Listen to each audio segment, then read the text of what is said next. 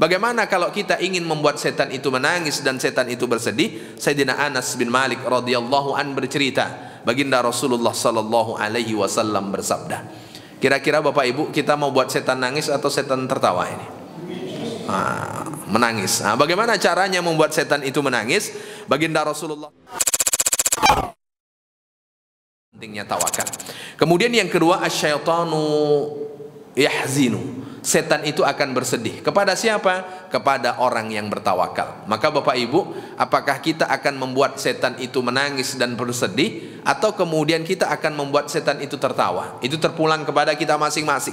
Bagaimana kalau kita ingin membuat setan itu menangis dan setan itu bersedih? Sayyidina Anas bin Malik radhiyallahu an bercerita, baginda Rasulullah sallallahu alaihi wasallam bersabda. Kira-kira Bapak Ibu, kita mau buat setan nangis atau setan tertawa ini? Menangis. Bagaimana caranya membuat setan itu menangis?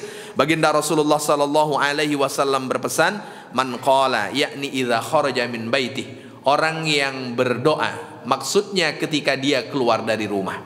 Bagaimana saat dia keluar dari rumah berdoa? Bismillahi tawakkaltu 'alallah la haula wala quwata illa billah. Ada kalimat tawakal, dengan menyebut nama Allah aku bertawakal. Dengan menyebut nama Allah aku bertawakal. Ini maknanya bahwa kita itu diajarkan oleh baginda Rasulullah dalam banyak hal untuk bertawakal.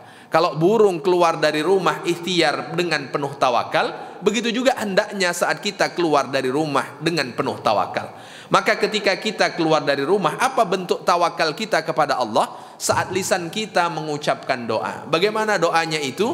Bismillah tawakkaltu, dengan menyebut nama Allah aku bertawakal. Tak ada daya dan upaya melainkan atas pertolongan Allah subhanahu wa ta'ala. Maka ketika itu sudah diucapkan oleh seseorang, yuqalu lahu hudita wa wufita wa kufita. Maka orang yang mengucapkan doa itu adalah orang yang Allah subhanahu wa ta'ala akan berikan 3 jaminan. Jaminan yang pertama, hudita, engkau akan selalu dibimbing dengan hidayah. Maka orang yang bertawakal kepada Allah subhanahu wa ta'ala adalah orang yang tak lepas dari hidayah Allah subhanahu wa ta'ala. Maka kalau kita ingin hidayah Allah selalu membersamai kita, maka senantiasalah saat keluar dari rumah kita bertawakal kepada Allah subhanahu wa ta'ala. Kalau orang itu sudah dibimbing dengan hidayah Allah, maka dia tidak akan sesat. Kalau orang itu sudah dibimbing dengan hidayah Allah, maka dia tidak akan melakukan sesuatu yang Allah subhanahu wa ta'ala larang. Kenapa? Karena Allah membimbing dengan hidayahnya. Bapak Ibu, kalau kita membaca kisah Nabi Yusuf alaihissalam ketika digoda oleh Zulaikha, kira-kira Nabi Yusuf tertarik tidak Bapak Ibu? Tertarik tidak? Kalau Zulaikha jelas yang menggoda itu adalah orang yang tertarik. Lalu kemudian yang tergoda itu tertarik tidak? Tertarik atau tidak? Kalau redaksi Al-Quran, Nabi Yusuf itu tertarik. Walaqad hammat bihi wa hamma biha. Ini menunjukkan bahwa Zulaikha itu tertarik kepada Nabi Yusuf, dan ternyata Nabi Yusuf juga tertarik kepada Zulaikha. Lalu apa yang menyelamatkan Nabi Yusuf alaihissalam dari rasa keinginannya terhadap Zulaikha? Tak lain dan tak bukan adalah petunjuk burhan dari Tuhan Nabi Yusuf, yaitu Allah subhanahu wa ta'ala. Maka orang sesungguhnya ketika ada yang menggodanya, ada perasaan untuk terbawa dengan apa godaan yang sampai kepada orang tersebut. Maka yang menyelamatkan orang dari godaan itu tak lain dan tak bukan adalah petunjuk Allah subhanahu wa ta'ala. Lalu siapa yang Allah jaga dengan petunjuknya? Tentu orang yang ketika keluar rumah berserah diri dia kepada Allah subhanahu wa ta'ala, atau kemudian berserah diri itu disebut dengan istilah tawakal.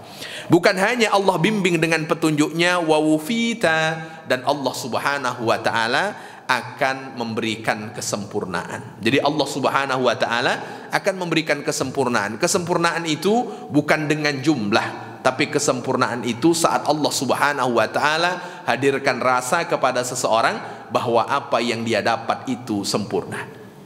Lebih dari itu, wa wufita wa kufita, dan engkau kemudian mendapatkan kecukupan. Sekali lagi, kecukupan bukan tentang jumlah nominal, tapi rasa yang Allah berikan kepada seseorang tentang rasa cukup. Kalau seandainya cukup itu tentang nominal, tentu orang yang jumlah gajinya besar, dia tidak akan korupsi. Tentu orang yang jumlah gajinya besar, dia tidak akan mengambil hak orang lain. Tapi betapa banyak orang yang kemudian besar jumlah yang dia dapat, tapi dia tetap menzolimi dan mengambil hak orang lain. Kenapa? Karena Allah tak hadirkan rasa cukup. Maka kalau ingin Allah Subhanahu wa ta'ala hadirkan rasa cukup apa yang kemudian kita dapat, maka bertawakallah kepada Allah Subhanahu wa ta'ala. Dan di penghujung menarik, Bapak Ibu yang dimuliakan oleh Allah Subhanahu wa ta'ala, fa yaqulu syaitanu li syaitanin akhar, maka setan akan berkata kepada kawannya. Kawan setan siapa Bapak Ibu?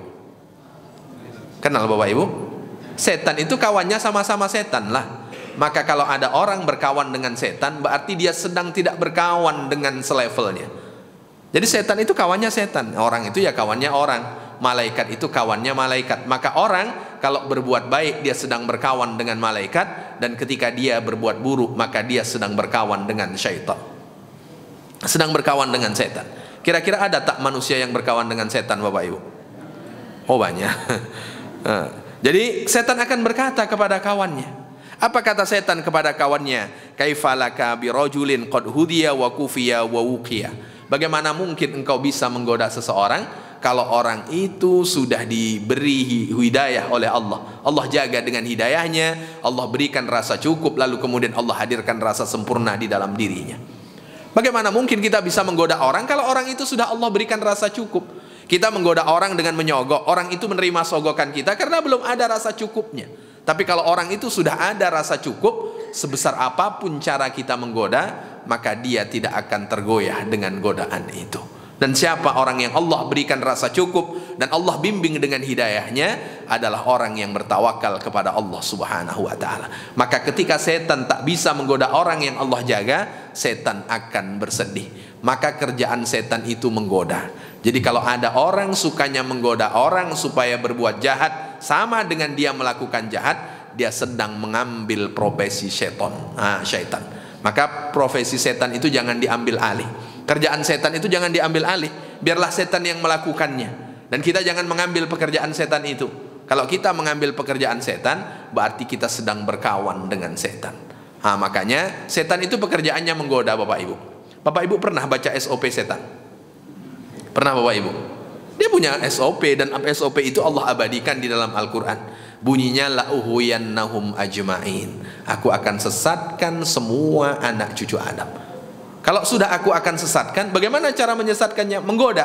Siapa orang yang kemudian lepas dari godaan syaitan? Adalah orang yang bertawakal karena Allah bimbing dan Allah Subhanahu wa ta'ala jaga dengan petunjuknya. Ini terkait dengan kenapa setan bersedih untuk menggoda orang yang kemudian dijaga oleh Allah Subhanahu wa ta'ala dengan petunjuknya.